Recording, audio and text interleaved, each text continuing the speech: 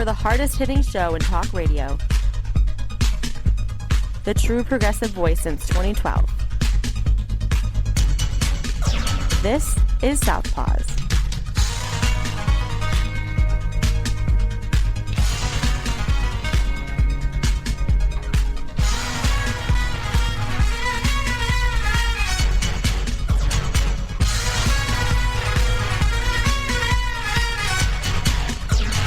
And welcome to Southpaws on the Pacifica Radio Network. We are the leaders of the revolution. My name is Darren Gibson. I'm your host today. Got a lot of topics for you. We're going to talk about the Tuesday primaries that just occurred this week. Of course, Liz Cheney defeated in Wyoming. We kind of knew that was going to happen. Alaska tried something new this election. We'll talk about that in great detail in just a little bit. Also, I've got a couple of stories about what happens when Republicans restrict abortion, and we've got a couple of stories about out-of-control cops. So I'm going to get really fired up today, so I'm going to apologize in advance for the potential use of foul language, so I'll try and keep it calm a little bit, if I can, if that's even a possibility anymore with the way things are going in this society. Well, before we get started with today's show, a couple of reminders. You can follow us on social media by going to facebook.com/Southpaws Radio Show. You can follow us on Twitter at Southpaws Radio. You can follow us on Tumblr at southpawsradioshow.tumblr.com. You can follow us on YouTube by doing a search for Southpaws Radio. And you can become a patron of the show by going to patreon.com/Southpaws Radio. You can listen to the show anytime at Spreaker, Stitcher, Apple Podcast, or Reason.fm by doing a search for Southpaws. Once you found our logo, you found us. We send links to our weekly episodes to our Facebook, Twitter, Tumblr, and YouTube accounts. You can listen to us on Global Community Radio Channel 1 every Saturday night at 11 Eastern. And you can listen to us on great Pacifica stations, including KCEI in Taos, New Mexico, KZGM in Kabul, Missouri, and KEPJ in San Antonio, Texas. So be sure to listen to us there. Before we get started with the show, we have a couple of corrections/modifications from last week. The first one was the Democratic congressman that I had mentioned many years ago that they had found money in his freezer. We finally got a name. It was Congressman William Jefferson from Louisiana, not Arkansas. So I got to mention that. Jack, when he was on last week, was talking about a book about Kansas. This is during our discussion about the abortion restrictions getting shot down in deeply red Kansas. The book that Jack was talking about is called What's the Matter with Kansas? How Conservatives Won the Heart of America by Thomas Frank. So if you get a chance to check that book out at your library or you want to purchase it, go ahead and do so. Jack swears by it, says it's a really great book. I haven't had the chance to read it yet, but I hope one day I'll get a chance to. And that's after all the books that I have been finding at the free bookstore and also at some of the book sales that I've attended, plus books that I've been gifted from KDJ at this point. So I've got a lot of reading to do. Oh boy, somebody else is probably going to have a lot of reading to do, at least for the next 5 months, is the former chief financial officer for the Trump Organization, Weisselberg. Alan Weisselberg pled guilty to charges of tax evasion, and he's going to serve 5 months at Rikers Island Prison in New York. So he's going to have a lot of fun for the next 5 months. Unfortunately, it's probably not going to look good for Donald because Weisselberg has said that he's willing to testify against Trump. So Donald Trump could be in big trouble, if not with the election and his false claims of a stolen election and inciting January 6th and stealing papers out of the White House, allegedly. He's going to face trouble with the Trump Organization. So yeah, Donald Trump always getting into trouble, apparently. So we'll keep following up on Weisselberg and the possible ramifications for Donald Trump. Also, before we get started, we have a little bit of breaking news. First, we are recording this show on Thursday, August 18th, 2022. Before we went on air, two breaking news stories, both of them out of Florida. The first one is that the judge who signed the search warrant for the FBI to execute a search warrant at Mar-a-Lago and retrieve all those documents has ruled that the Department of Justice has to release, or may potentially have to release, portions of the affidavit that was used to secure the search warrant.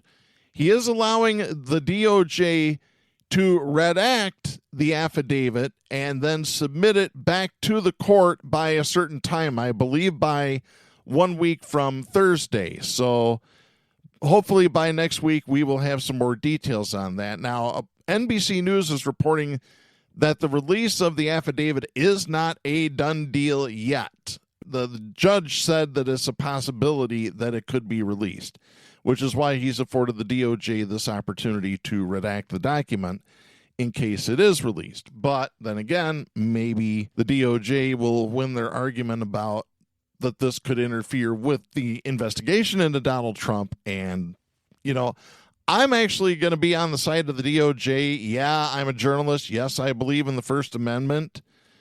But you know what? There are certain things that can be delayed. When there's an active criminal investigation, you need to let the cops do their job, or at least in this case, DOJ, as long as they're going after Trump. But like I said, we're going to have a story a little bit later about some cops that were not very nice, and we'll get into those bastards a little bit later. The other story coming out of Florida, a judge has blocked the enforcement of Florida's anti-woke law. So this was a law that was passed, and it was signed into law in April by Florida Governor Ron DeSantis. He is not a fan of critical race theory, which is not taught in the public schools. It's taught in law school. Your little children aren't going to learn about how bad white people were, although they should. Just being truthful. Kids need to know the actual true history of this country, how we screwed over black people, how we screwed over the indigenous people, how white people were basically just plain jerks all throughout history. There's plenty of replete examples of it throughout history. So the anti-woke legislation is currently on the shelf right now, cannot be enforced. One of the provisions of this law was that companies with 15 employees or more could not have, sensitivity training about race. So many of the companies have sued, including the distributor for Ben & Jerry's.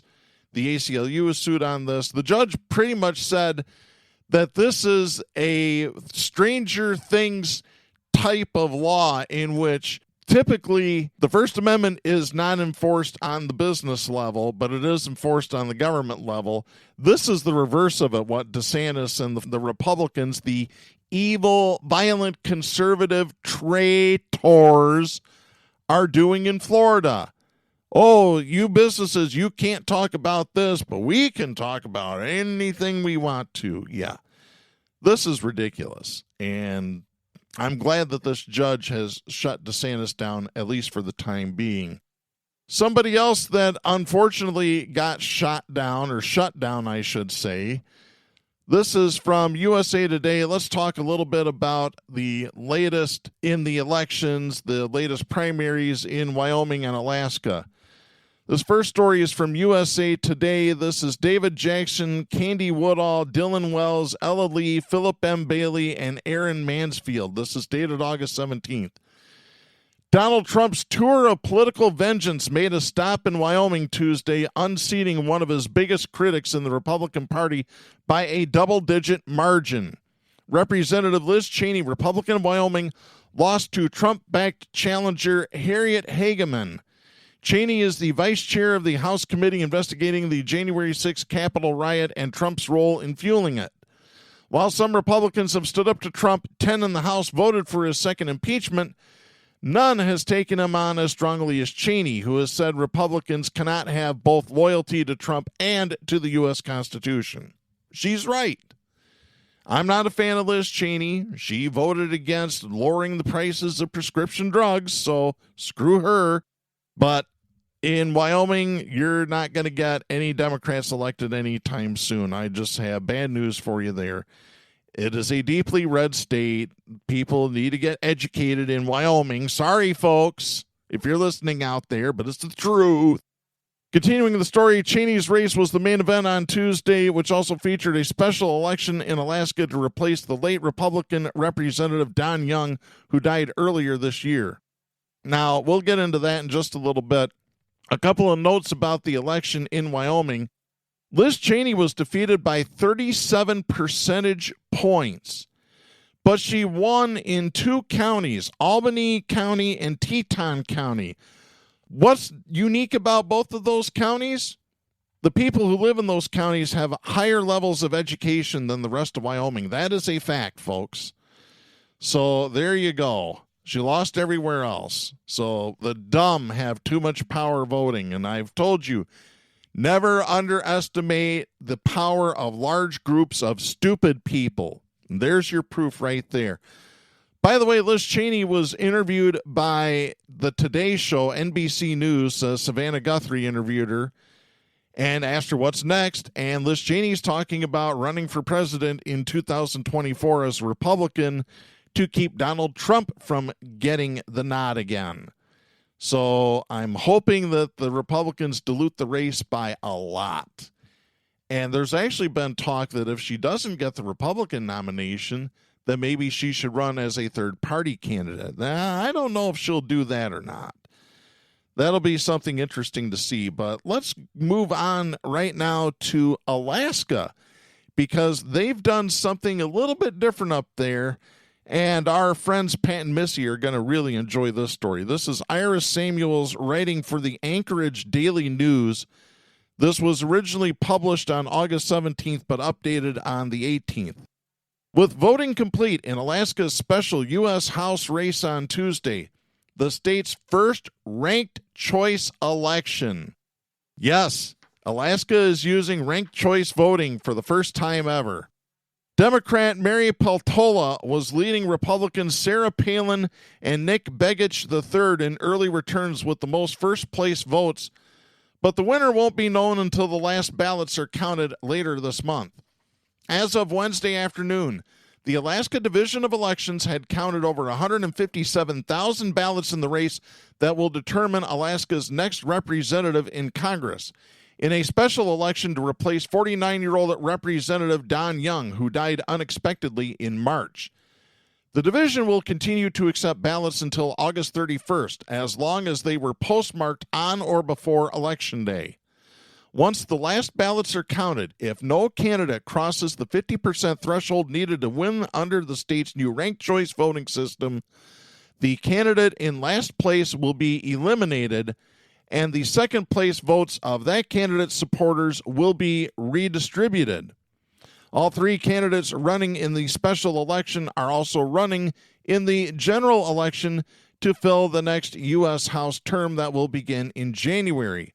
All three are expected to advance to the November general election ballot. Peltola, a Yupik former state lawmaker from Bethel and the only Democrat in the race, took an early lead in the special election with nearly 38% of first-place votes. Palin, the former governor, propelled by her name recognition, was in second place with almost 31.9% of first-place votes. Begich, a businessman making his first run at statewide elected office, was in third place at 28.5%. The day after voting ended, political pundits said that all candidates still had possible paths to victory under the new ranked choice voting system, though Begich's chances of closing the gap needed to win were increasingly slim. With 395 of 402 precincts reporting and additional mail-in ballots yet to be counted, the voter turnout was over 26%. With votes left to count, around 1.5% of voters gave their support to write-in candidates, which included moderate Republican Tara Sweeney and Inupiaq, whose six-figure campaign has drawn support from Alaska Native corporations. Because write-in candidates didn't get significant support, their second-place votes will be distributed among the remaining candidates once the Division of Elections begins tabulating the vote after the last ballots are counted. Results of the special U.S. House race are not expected to be certified until September 2nd. Once results are certified, the race winner will be sworn into office to serve out the last 4 months of Young's term. But at the same time, the new U.S. representative will likely be campaigning ahead of the November election. In the Pick One primary that will determine which candidates appear on the November ballot, the top vote getters so far were Peltola with 35.2%, Palin with about 31.1% of the vote, Begich with 26.8%, Sweeney with 3.7%. They emerged as the clear leaders from a field of 22 candidates. With 2 weeks to go until ballot counting is complete, the final result will be determined by the number of voters who ranked more than one candidate in the state's first ranked choice vote. If Begich remains in last place, have enough of his supporters ranked Palin second on their ballot to put her ahead of Peltola? Political consultant Jim Lotsfield said, quote, "That's the million-dollar question, and I don't think we get to know that for a while," end of quote. Palin posted Wednesday on her Instagram account a video parsing election results along with campaign manager Chris Perry. She wrote, "Results too early to call." One factor that may have impacted the answer to that question is the negative campaigning tactics that emerged between Palin and Begich. Palin has a devoted following, but is also resented by many longtime Alaskans who recall her decision to resign the governorship and become a reality television star. Begich is running with the support of the Alaska Republican Party establishment, but is battling an association with his Democratic uncle, former U.S. Senator Mark Begich. While proponents of ranked choice voting say it reduces negative campaigning, with candidates vying for their opponents' second-place votes, this race defied that expectation. Palin and Begich spent the final weeks of the campaign lobbing increasingly negative attacks at each other. So, once again, Ronald Reagan's 11th commandment not being followed. Thou shalt never speak ill of another Republican, mommy. Anyway, that's a terrible Reagan impersonation. Palin called Begich Negative Nick in a recent attack ad. Sounds like a stripper name. Good Lord. And I should know, I've been a strip club DJ for 25 years, so there you go. Begich spent the final evening before Election Day at a Wasilla fundraiser hosted by the father and stepmother of Palin's ex-husband. Oh, God, this is ugly. On the morning of Election Day, Palin waved a campaign sign by a Wasilla intersection next to a Begich supporter holding a large "Where's Palin" poster, a play on Palin's decision to travel to the lower 48 less than 2 weeks before the election.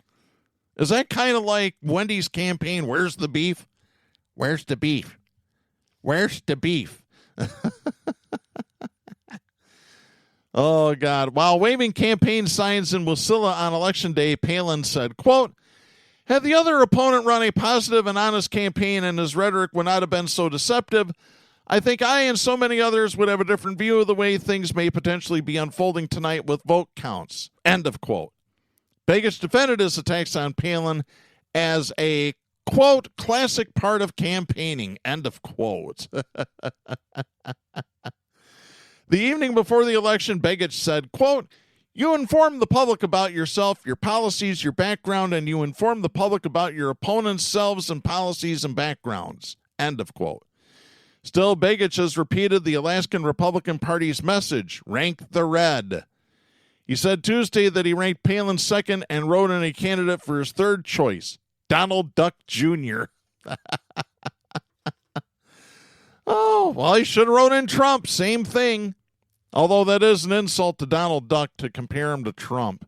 Because Donald Duck, although he doesn't wear pants, he isn't orange and he isn't a jerk. Palin said she did not rank any candidates other than herself. She said, quote, I do not believe in this system. It should not be embraced by enthusiastic participation when we know it's not right. End of quote. While she continued to attack ranked choice voting, she said she would accept the results even if they aren't in her favor.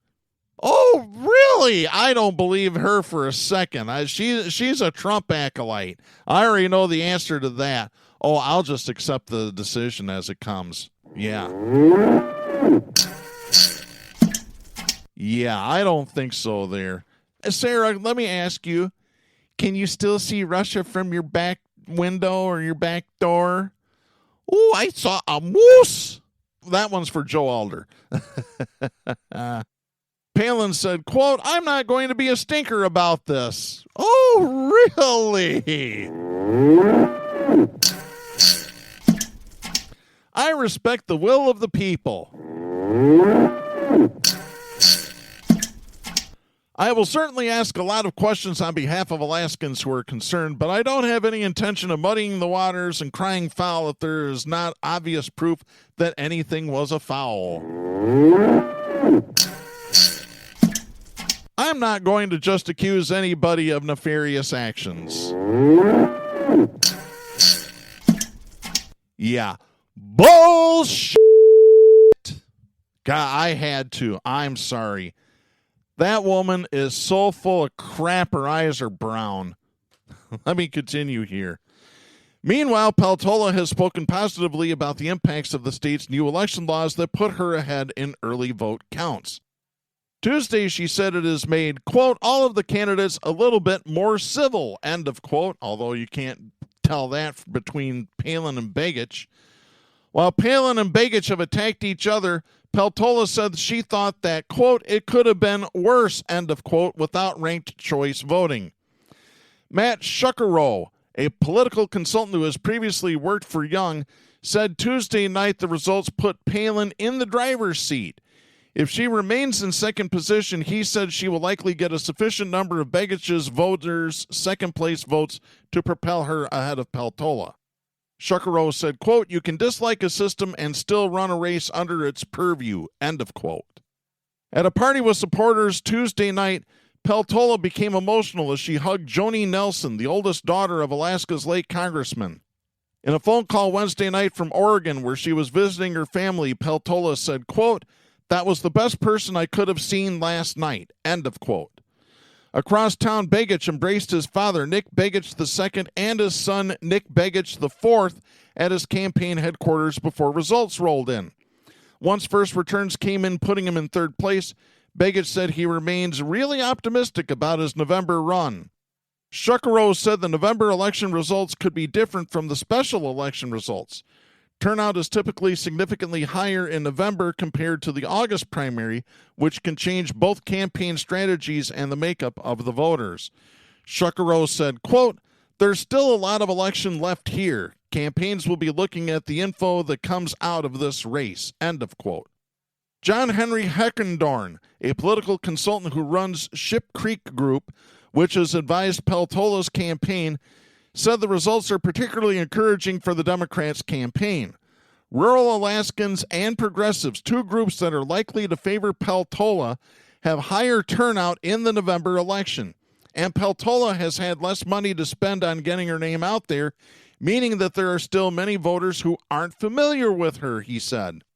While some of the candidates attacked the system and each other, many voters said Tuesday that despite lingering concerns about the impacts of the new voting system, they found the ranked ballot to be intuitive. Michael Wesson, an Anchorage voter, said, quote, ultimately, it didn't feel that different, end of quote. Mike Coons, a Begich supporter who attended the Wasilla fundraiser, said he voted early, ranking Begich first and Palin third. Wearing a Trump hat, Coons said he thought Donald Trump's endorsement of Palin was a mistake, citing Palin's decision to quit as governor in 2009, among other considerations. At the time, she promised she could do more to promote Alaska outside of elected office. Coons said, quote, did she promote Alaska? No, she promoted herself, end of quote. If enough voters vote as Coons did or forego ranking more than one candidate, that could put Peltola ahead.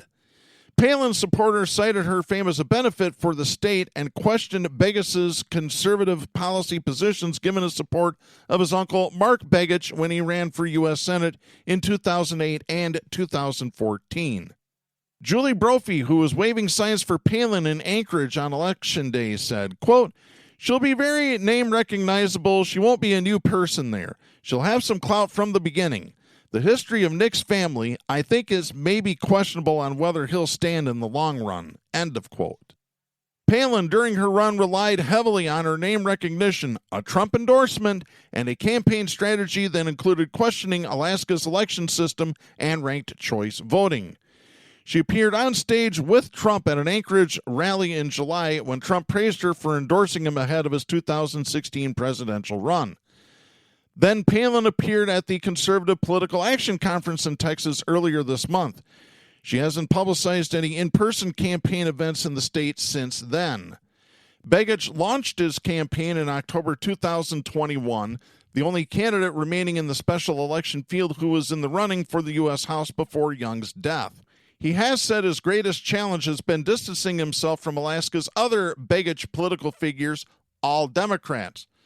Those include his grandfather, Nick Begich I, who served in the U.S. House until he disappeared in a plane crash in 1972. They also include his uncles, Mark Begich and State Senator Tom Begich. Mark Begich supported Peltola's congressional campaign. Peltola worked on fishery and food security policy in rural Alaska before announcing her congressional run. Her campaign ads tout her as the only candidate in the race who is not a millionaire. She is also the only candidate on the special election ballot who supports abortion access, an issue in the forefront for some voters with a recent U.S. Supreme Court decision removing federal protections for abortion access.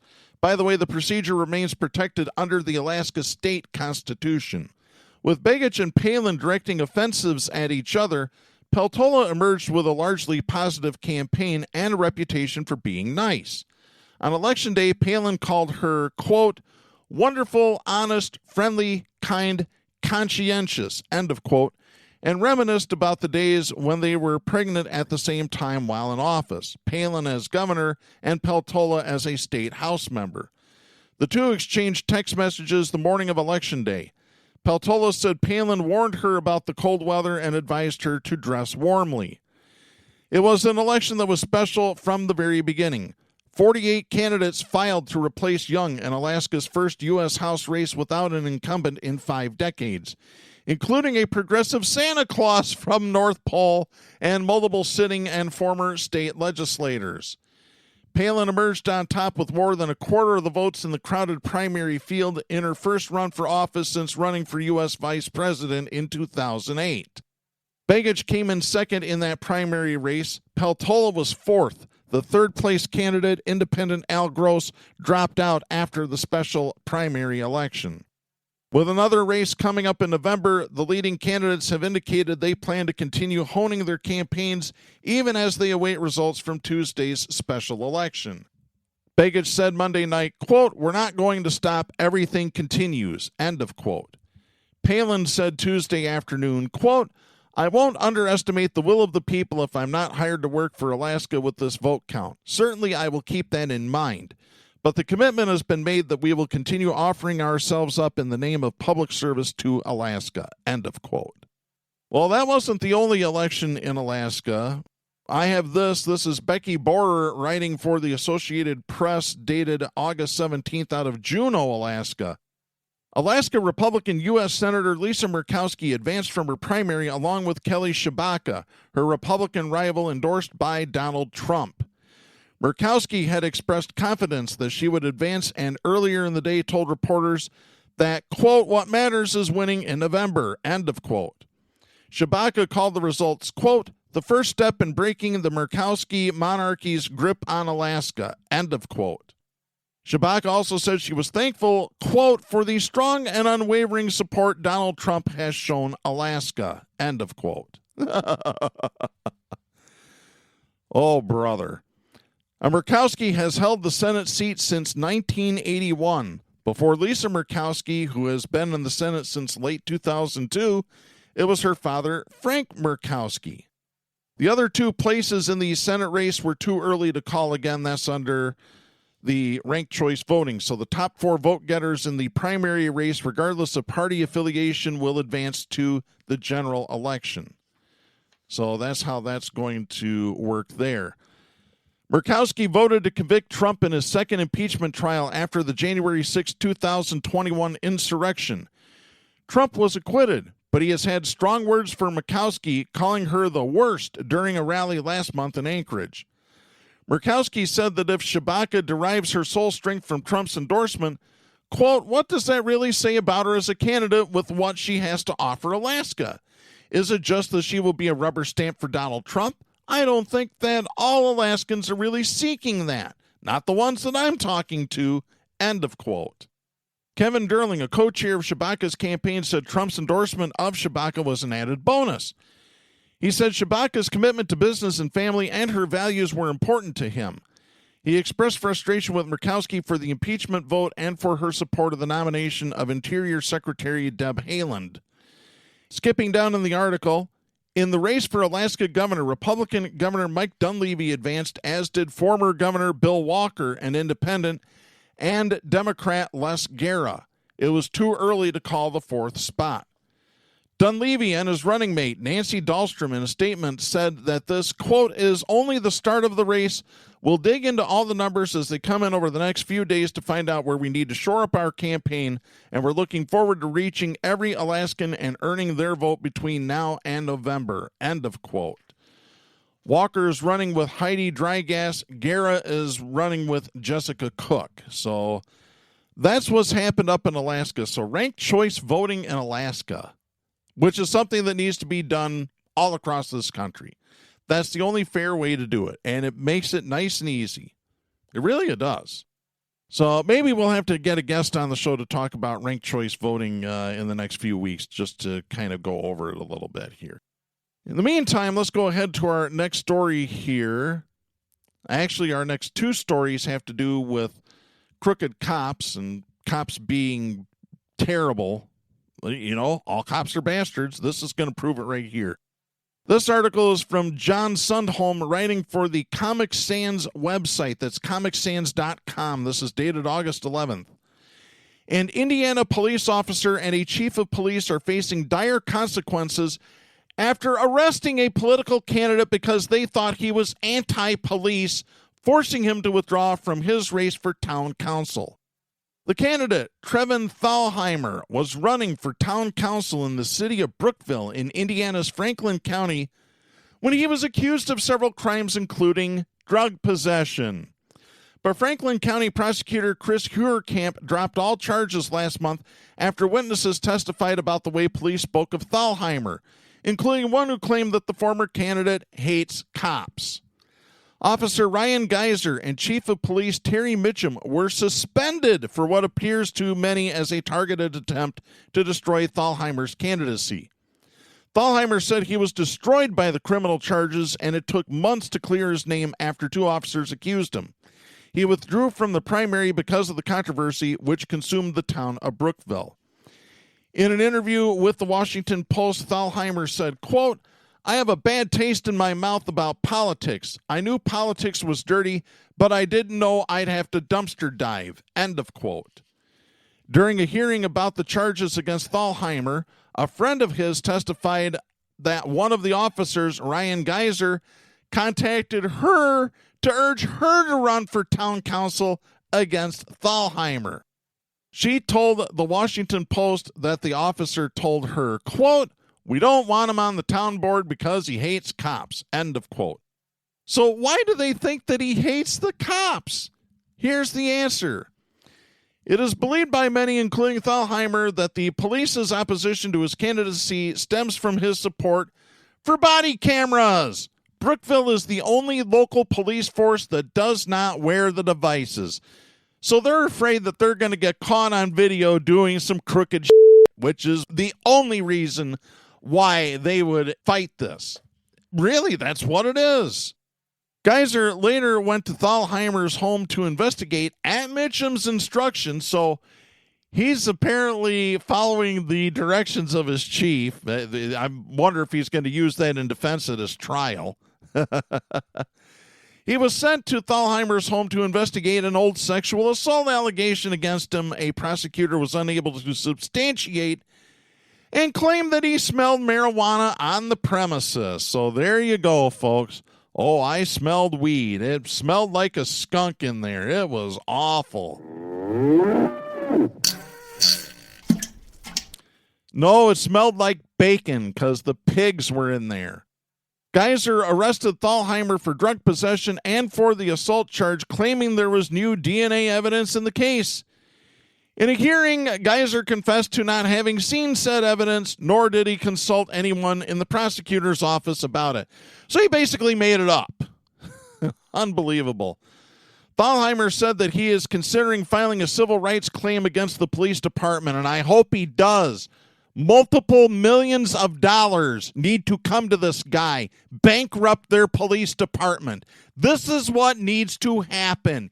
You need to start bankrupting these cities and police departments so that they start to behave. I've said that for years on this show, and I'll continue to say it as long as this show continues and until I stop breathing in and out. On Twitter, people were appalled and outraged by the case. Many were unnerved by what they saw as a potentially dangerous precedent of political persecution by law enforcement, as they rightfully should be. The Indiana State Police launched a criminal investigation into Geyser's and Mitchum's actions as a result, and that investigation is ongoing. They better hope that they somehow either don't get prosecuted, and they probably won't because they're cops and prosecutors just won't touch cases involving officers. Or they better hope that they have a good enough lawyer to beat these charges, because otherwise they might be, A, going to prison, B, might be doling out a lot of money. And the city really does need to dole it out. And I'd sue the cops too. Why not? You know, they can claim that they've got immunity as officers. Well, that shouldn't even be anything legal like that, really.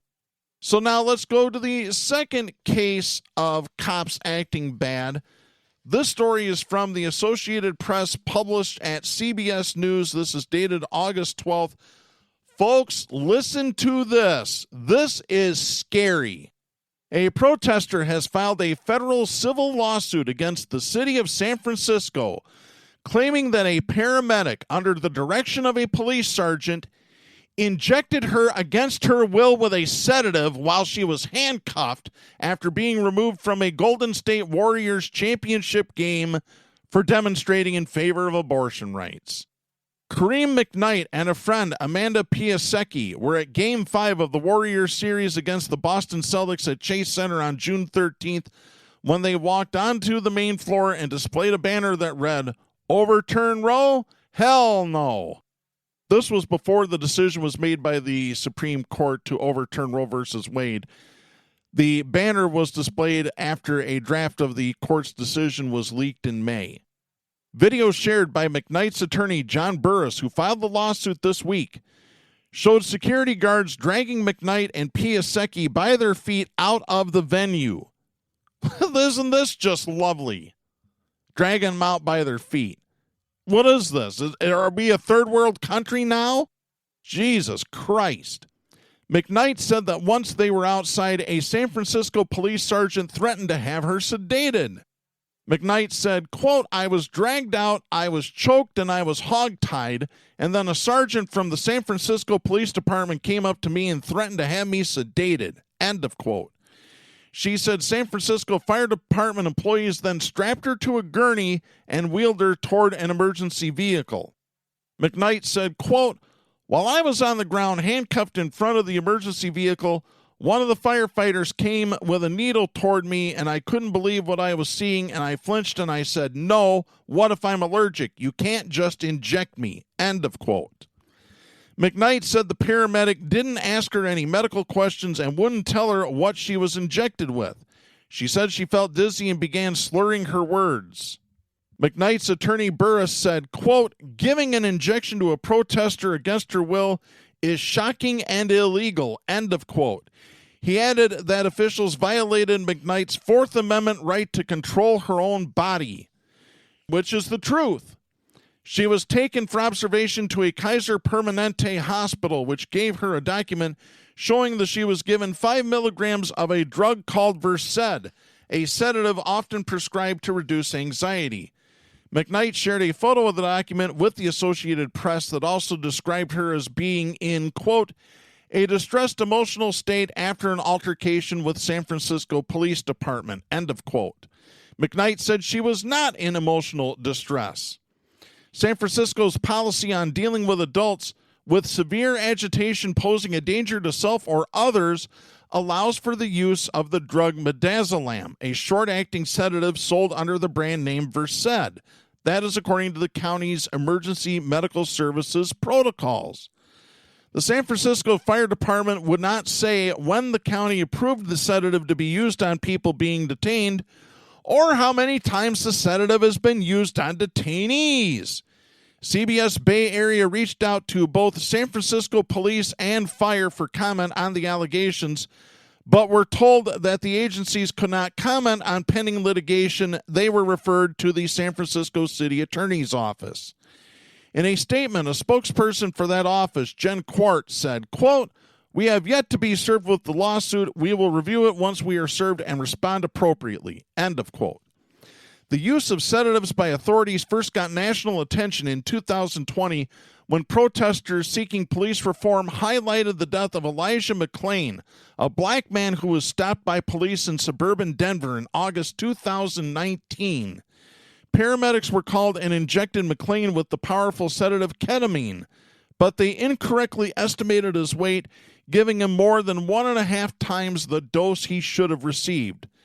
The 23-year-old suffered cardiac arrest and was later declared brain dead and taken off life support. A 2020 analysis by the Associated Press of policies on the use of ketamine and cases when the drug was used during police encounters uncovered a lack of police training, conflicting medical standards, and non-existent protocols that have resulted in hospitalizations and deaths. The review found there are no federal standards for law enforcement or emergency medical personnel on the drug's use. State policies and reporting requirements vary, so it's not clear how regularly it's used during police encounters and why. Burris said that in his more than 4 decades as an attorney, he has never heard of authorities sedating a fully restrained protester. He added, quote, the worst part of giving her the injection was that she was strapped to a gurney, handcuffed, and therefore was not a danger to herself or anyone else. End of quote. I got a fix for that. Time to boycott San Francisco. Really, it is. We need to stand up to these, I'm going to call them what they are, fascist pigs. We need to stand up to the fascist pigs and say no more. They work for us. We don't work for them. They need to follow our directives, and we need to take control again. Take the control out of the rich. Really, eat the rich. Boil them and eat them. And I mean literally, not figuratively. Somebody else needs to be boiled are Republicans, evil, violent, conservative traitors, and the ones that are pro-lifers, they're right at the top of the list. So let's get to this story. This is Catherine Tanglakis Lippert writing for Business Insider. This is dated August 16th. Listen to this disgusting story. Florida's First District Court of Appeal on Monday ruled that a parentless 16-year-old girl may not get an abortion because the girl is not sufficiently mature enough to terminate her pregnancy. The minor, identified in a court ruling as Jane Doe, lives with a relative and has an appointed guardian.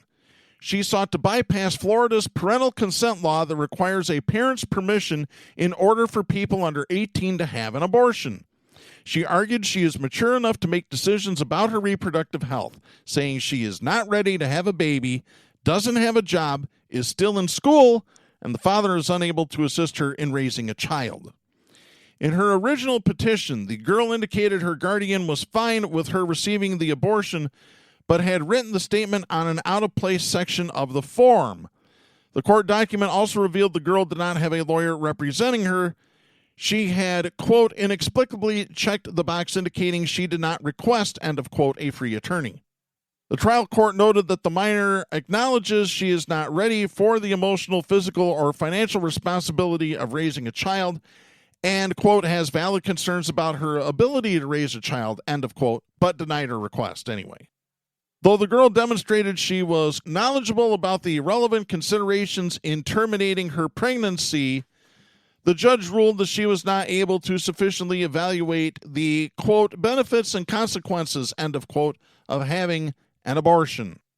The court ruling read this way, quote, the trial court found based on the non-adversarial presentation below that appellant had not established by clear and convincing evidence that she was sufficiently mature to decide whether to terminate her pregnancy, end of quote.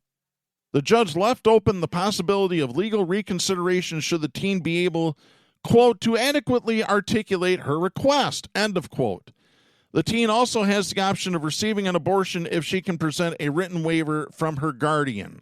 I tell you what I would do if I was her, and I might just try and find this girl. I'll drive her to Michigan where you don't need parental consent. Oh, my God. This is disgusting, folks. I'm going to tell you, you women out there, number one, if you vote Republican, you're slitting your own throat. Number two, you need to put a stop to this. You need to be out marching every single day, marching by the millions. You want to put an end to this? That's how you do it. You follow what the women did in Poland. They stepped out onto the street by the millions and said, "F you." Oh, my God. I am so angry right now.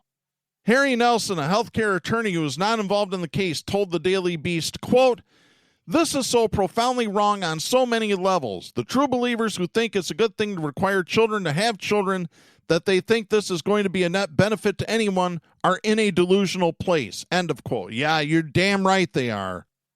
Now let's go on to the next horrible abortion story. This is Emily Woodruff writing for NOLA.com. This is dated August 17th. This one is tragic, folks. At the beginning of July, Nancy Davis started feeling nauseous. The Baton Rouge resident considered COVID-19 or the flu, then decided to take a pregnancy test just in case. She saw the two blue lines denoting a positive test and ran to the living room to tell her boyfriend. They were both elated. But their happiness was short-lived. At the first ultrasound at Woman's Hospital, the largest birthing center in Louisiana, the technician looked troubled and left the room. A woman in a white coat entered. Davis knew that wasn't good. The doctor pointed to the top of the head. There was no skull, she told Davis, an unsurvivable condition. The doctor tried to comfort her, saying this was one of the conditions that qualifies as an exception under the state's abortion laws. Davis, who was about 10 weeks into her pregnancy, was still heartbroken. The 36-year-old Davis said, quote, there was nothing I would have preferred more than to have this baby, end of quote. Instead, she prepared herself to pay an estimated $5,000 for an abortion at the hospital. But that's not what happened. Even after doctors at the hospital said they would provide an abortion once she got the diagnosis of acrania, a rare and fatal condition, from a specialist, the hospital called to tell her that it would not be able to do it. The hospital directed her to a Florida abortion clinic instead, or to carry the baby to term. Davis's predicament illustrates the gray area in Louisiana's new abortion law and the administrative regulations that attempt to explain it to medical professionals and the public. They all but forbid abortion except to save the life of the mother or when the fetus is medically futile, according to a list of conditions issued by the state. Acrania does not appear on the state's list of accepted conditions for abortion, but the state also has a broad exception for any profound and irremediable congenital or chromosomal anomaly existing in the unborn child that is incompatible with sustaining life after birth in reasonable medical judgment. Two physicians must sign off on the anomaly, but women's still said it would not perform the abortion. Caroline Eiseman, a hospital spokesperson, said in a statement, quote, in the absence of additional guidance, we must look at each patient's individual circumstances and remain in compliance with all current state laws to the best of our ability. End of quote. That's not how some doctors have interpreted the law. Dr. Cecilia Gambala, a maternal fetal medicine specialist at Tulane University School of Medicine, said, quote, "Archaea to me is synonymous with anencephaly, and it's on the list," end of quote. Anencephaly is another brain and spinal defect. Gambala added, quote, "There is no skull," end of quote. Gambala said that even if hospital attorneys were uncomfortable with giving the go-ahead for an abortion based on the acrania diagnosis, they could use the broad exception that the state allows for when a fetus is incompatible with life. And acrania, in Gambala's opinion, meets that description. Gambala said, quote, "Babies can be born alive, they just won't function. Their heart might be beating, they can breathe, but they have no brain tissue to actually develop as far as comprehending what's happening or reacting to anything," end of quote. Matthew Brown, a New Orleans-based attorney specializing in healthcare law, said cases like this will become more common until there is more clarity surrounding the law, whether from legislation, additional guidance from the State Department of Health, or litigation. Brown said, quote, "The problem is very specific, and that's why the law doesn't address it," end of quote. Brown said the hospital may view the fetus as currently viable because acrania is not immediately fatal and there still is a heartbeat. It also doesn't immediately endanger the life of the mother, even though the health risks and psychological risks are significant as the pregnancy continues. Other hospitals may see the situation differently. Until there is more clarity, scenarios like this will continue to play out, he added. Brown said, quote, "Any pregnant woman at this point, even the ones who are hoping for a healthy child and planning to give birth, is facing additional uncertainty about how they're going to be cared for under bad circumstances because of this law," end of quote. After seeing a maternal fetal medicine specialist, Davis started researching the condition on her own. She found devastating images of infants and fetuses who looked like they were missing parts of their heads. She read that babies with acrania are stillborn or die shortly after birth, just like her doctors told her. Davis said, quote, "I haven't run across a case where these babies live," end of quote. The nearest abortion clinic that can take Davis is an 8-hour drive and would require a week's stay because she needs a consultation before the procedure. Davis, who has a 13-year-old and a 1-year-old with no transportation after a hit-and-run wreck totaled her car a few months ago, said, quote, "I can't just get up and shoot out. I have kids," end of quote. Florida also bans abortions after the 15th week of pregnancy, and Davis is now nearing 14 weeks. The next closest state, North Carolina, is a 15-hour drive. This is ridiculous, folks. It is beyond the pale that women have to leave their home state to go get an abortion because a bunch of dirty old men, evil, violent, conservative, savage traitors, want to control a woman's body. They want her barefoot and pregnant in the kitchen. They don't want her working. They sure as hell don't want her to have any power whatsoever. These men are Neanderthals, and I'll just say it right here. I tell you what, this is really ridiculous. I am so angry about this. I just cannot speak on this. Continuing, in desperation, Davis visited Care Pregnancy Clinic, a pregnancy crisis center that discourages abortions on Flannery Road. And right there's another thing that I would love to outlaw if I was in charge of this country.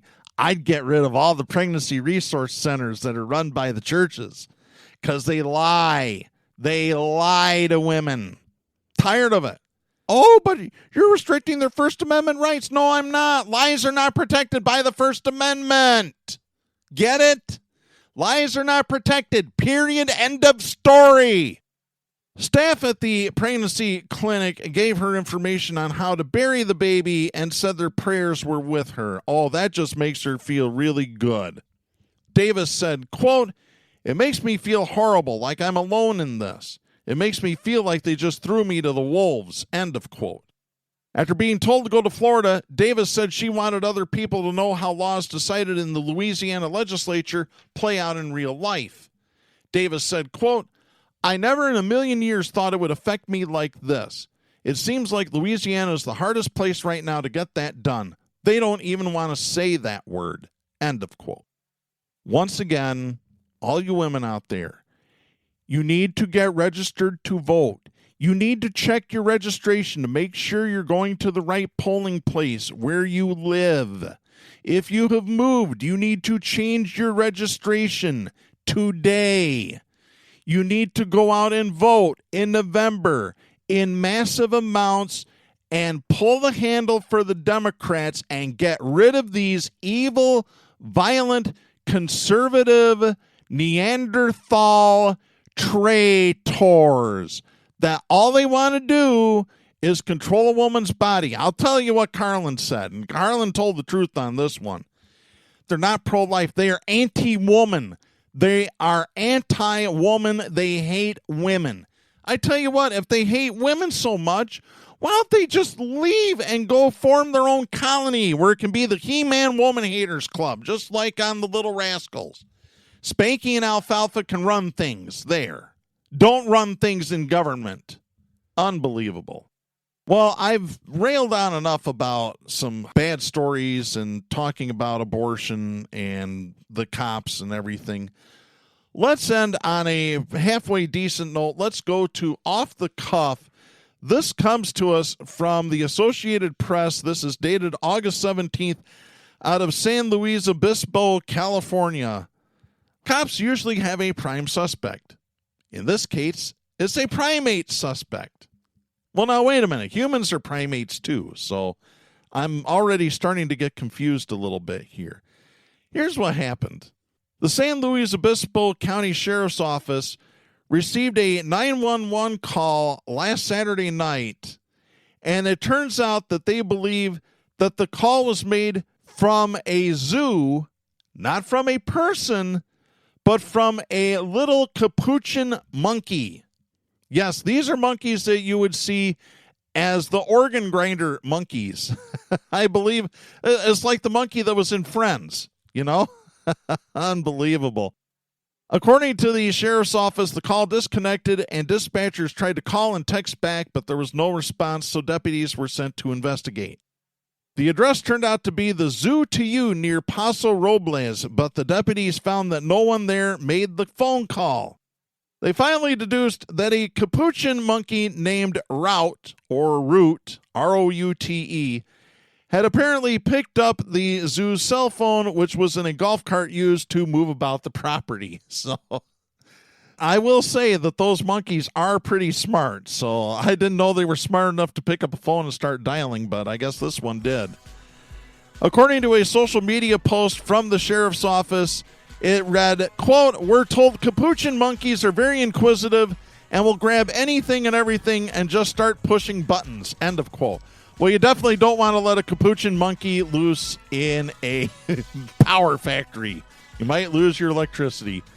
Folks, that's going to wrap things up for this week. We'll be back next week. I'm Darren Gibson. Please support independent media, the First Amendment, and a woman's right to choose. The stations that carry Southpaws do not necessarily share the opinions expressed on the show.